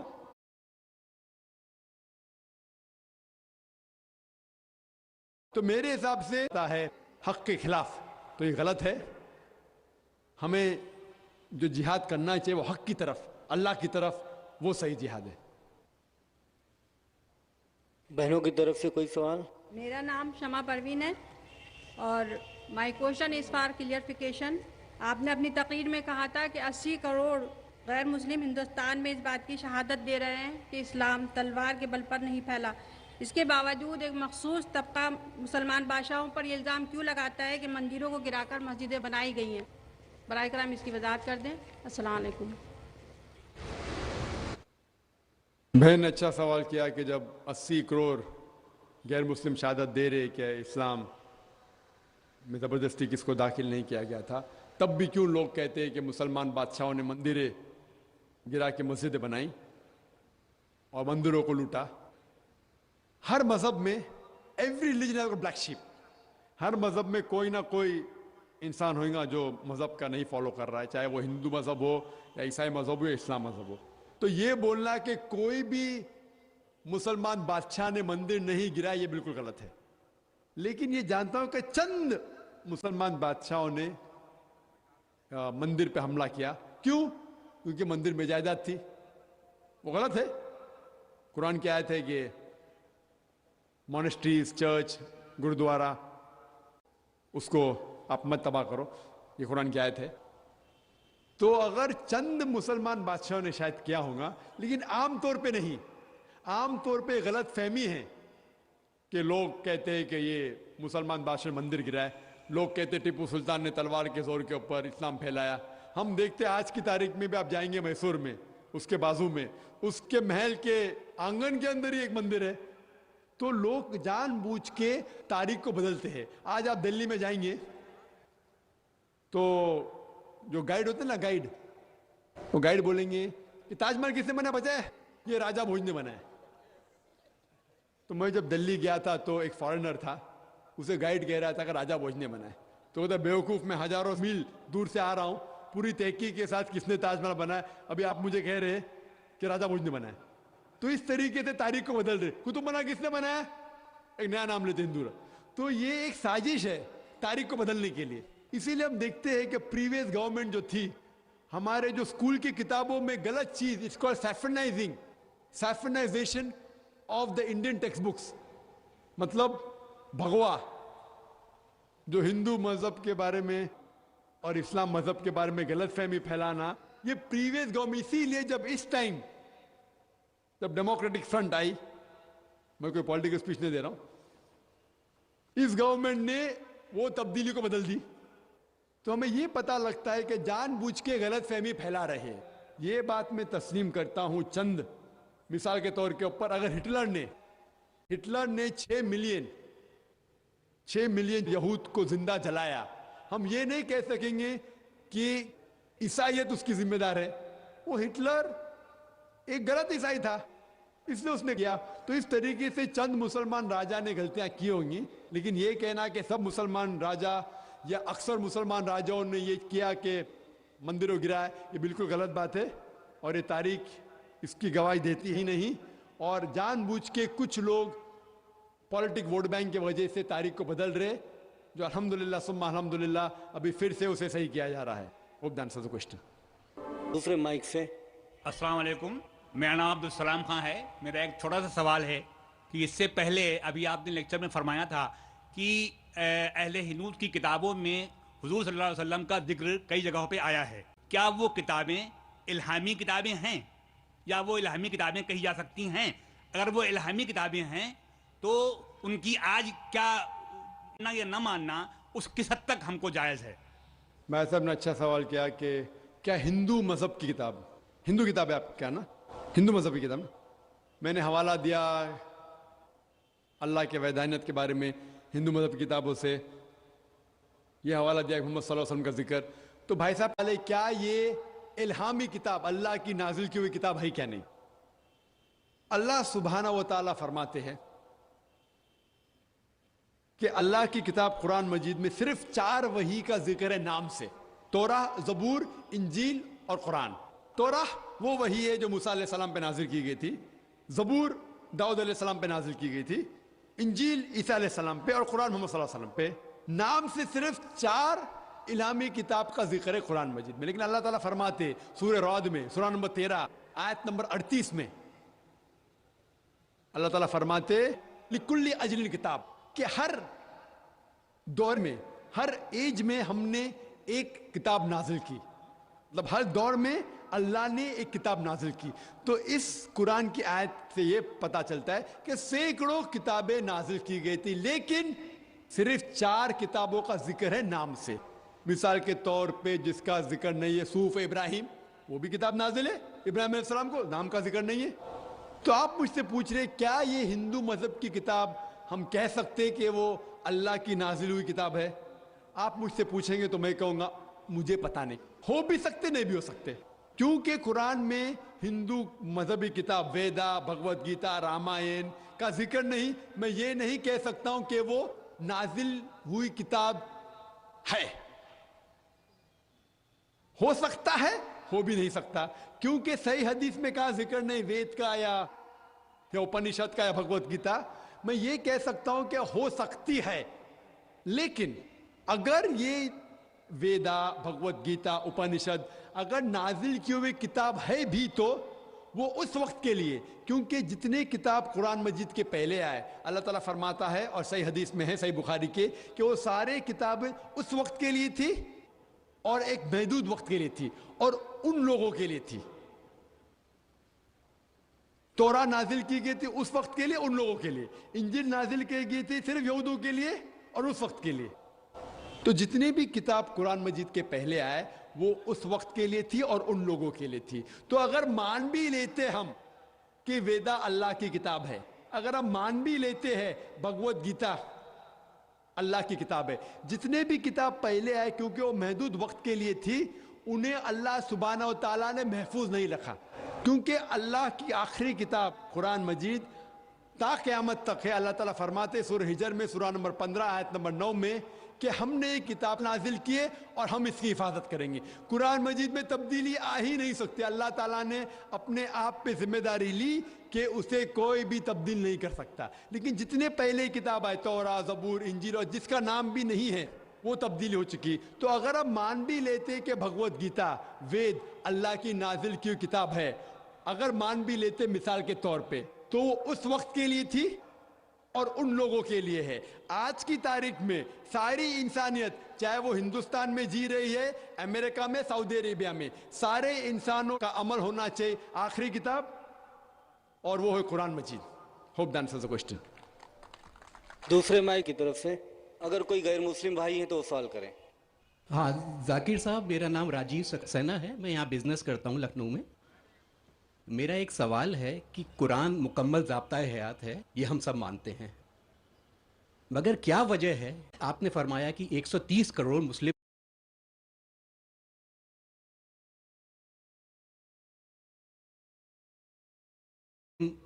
اس دنیا ہو, تو یہ کیا وجہ ہے کہ مطلب قرآن پاک کی تلاوت کری جاتی ہے, ایک ضابطۂ حیات ہے, بار بار دہرایا جاتا ہے, لیکن اسے فالو ایز اٹ نہیں کرنا چاہتا, یہ کیا وجہ ہے؟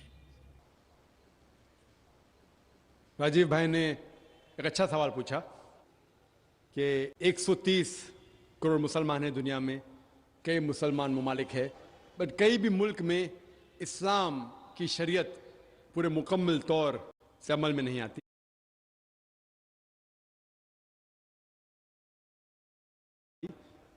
عمل نہیں ہوتی.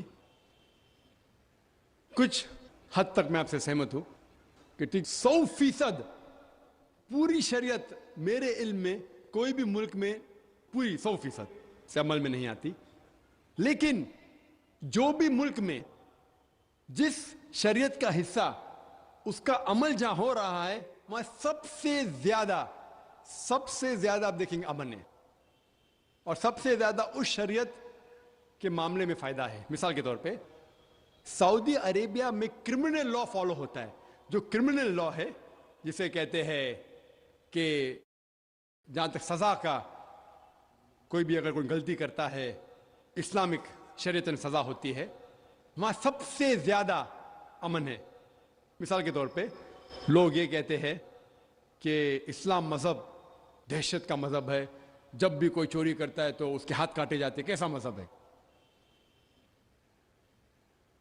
میں یہ کہتا ہوں کہ باقی دیگر مذاہب اچھی باتیں کہتے ہیں, اسلام اچھی باتیں کہنے کے علاوہ کس طریقے سے اس چیز کا عمل ہو سکتا ہے اس کے بارے میں ذکر کرتا ہے. مثال کے طور پہ ہر مذہب کہتا ہے کہ رات کے چوری مت کرو, یہ طریقہ بتاتا ہے کہ کس طریقے سے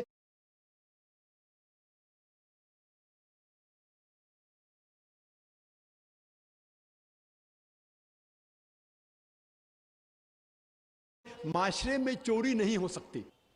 اسلام کہتا ہے کہ ہر امیر انسان جس کے پاس 85 گرام سونا سے زیادہ دولت ہے, 7.5 تولہ سونا سے زیادہ دولت ہے, اسے ہر سال 2.5% زکوٰۃ دینا چاہیے. اگر ہر امیر انسان زکوٰۃ دے تو غربت دنیا سے ہٹ جائیں گی, مٹ جائیں گی. کوئی بھی انسان کبھی بھی بھوک سے نہیں مرے گا. اس کے بعد اللہ تعالیٰ فرماتے سورہ مائدہ میں سورہ نمبر 5 آیت نمبر 38 میں,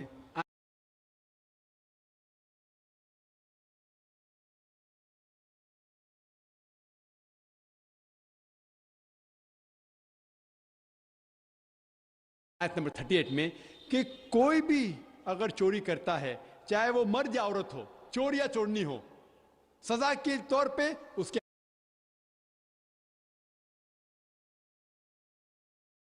ہاتھ کاٹ ڈالو. ملک ہے جہاں زیادہ سے زیادہ چوری ہوتی ہے.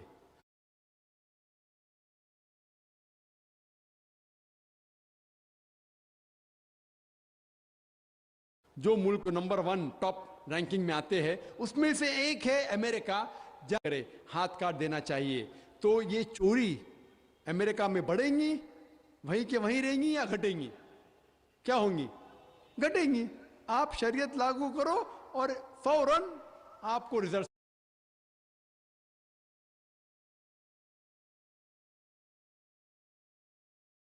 ملیں گے, نتیجہ ملے گا.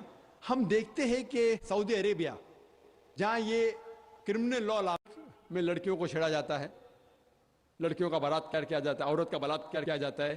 اسلامک شریعت میں حجاب فرض ہے, عورت حجاب کرے, مرد اپنا حجاب کرے. اس کے بعد کوئی بھی آدمی کوئی عورت کا بلاत्कार کرتا ہے اس کے لیے سزائے موت.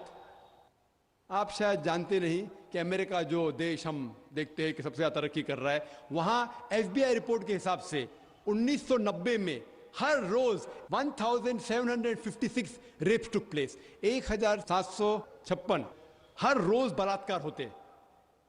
آپ نئی رپورٹ پڑھتے 1996 کی, crime bureau US department of justice, یہ رپورٹ کہتی ہے کہ ہر روز 1996 میں ہر روز 2713 بلاत्कार ہوتے ہر روز, یعنی ہر 32 سیکنڈ میں ایک بلاत्कार ہوتا ہے. ایک زنا بالجبر ہوتا ہے امریکہ میں ہر 32 سیکنڈ میں. ہم اس میدان میں 2 گھنٹے سے ہے, جب سے ہم اس میدان میں ہیں 200 سے زیادہ بلاत्कार ہو چکے ہیں امریکہ میں. میں یہ پوچھنا چاہتا ہوں, اگر ہم شریعت لاگو کرے امریکہ میں کہ خواتین حجاب کرے, مرد حجاب کرے, اس کے بعد اگر کوئی بلاत्कार آدمی کرتا ہے سزائے موت.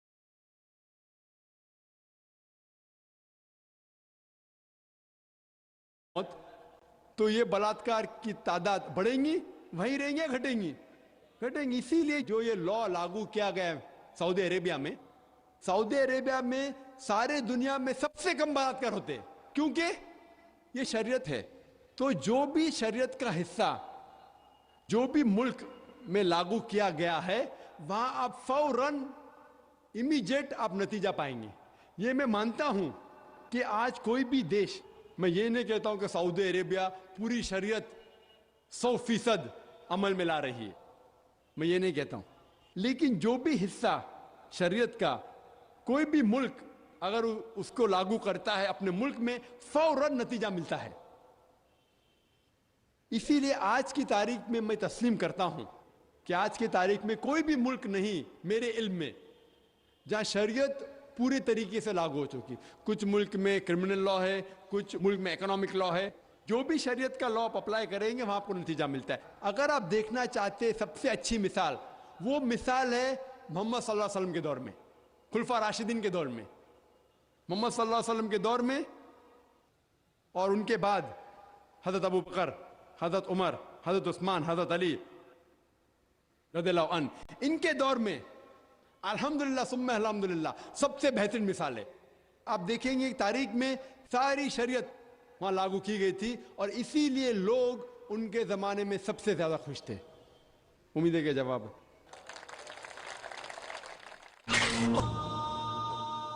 یہاں بھائیوں کی طرف سے.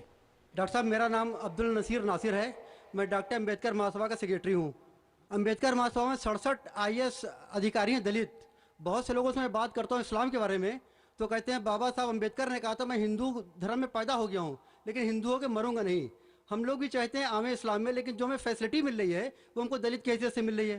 کیا دلت جو ہے اسلام قبول کر لے اور نام اپنا نہ تبدیل کرے اور ختنہ نہ کرائے, کیا ممکن ہے یہ؟ بھائی صاحب نے سوال کیا کہ دلت, بابا امبیڈکر صاحب کی کتاب میں پڑھ چکا ہوں.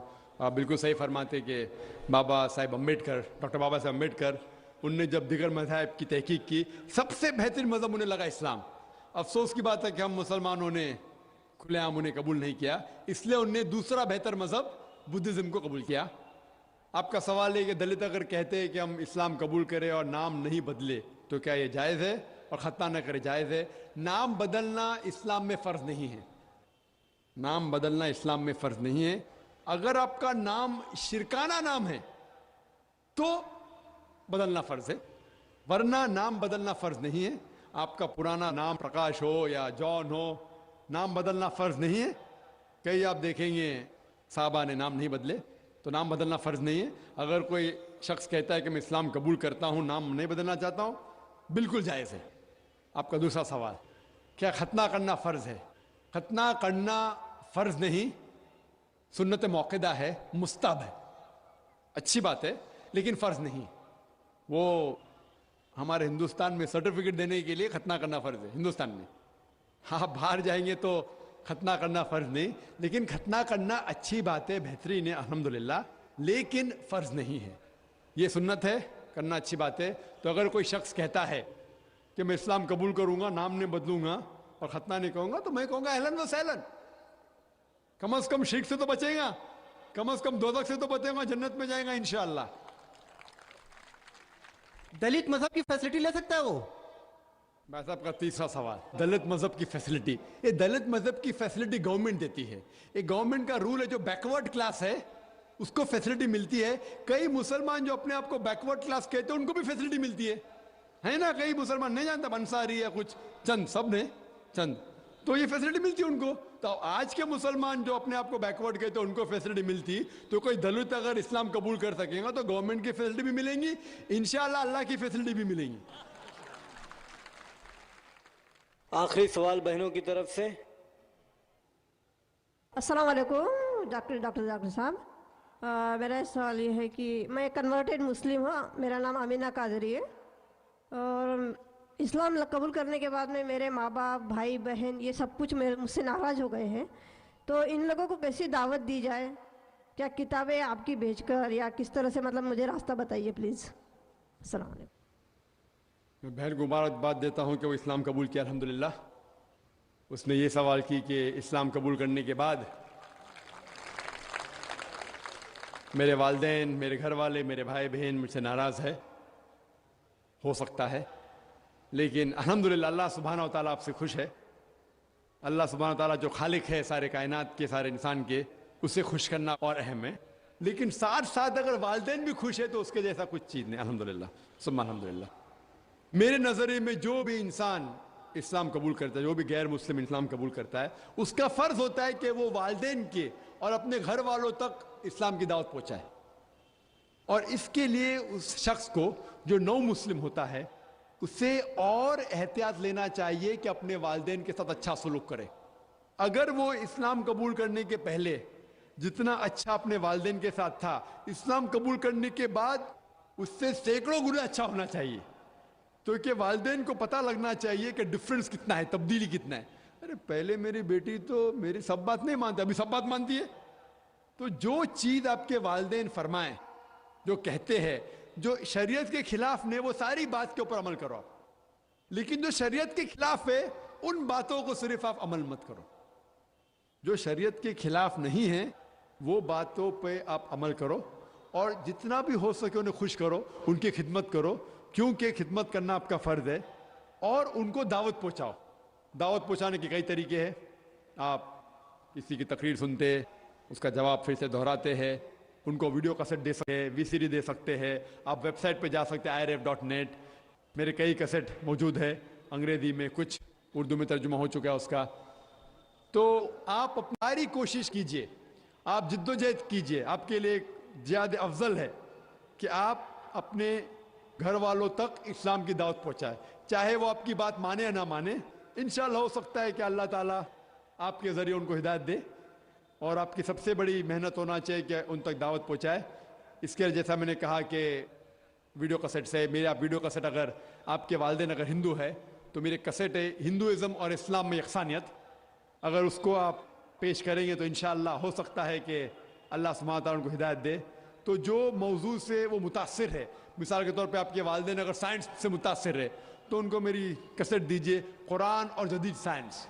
تو جو فن میں, جو میدان میں آپ کے والدین کو زیادہ دلچسپی ہے, اس میدان کے متعلق اگر آپ اسلام کی کیسٹ دیں گے یا کتابیں دیں گے تو ہو سکتا ہے کہ انشاءاللہ اللہ تعالیٰ انہیں ہدایت دے.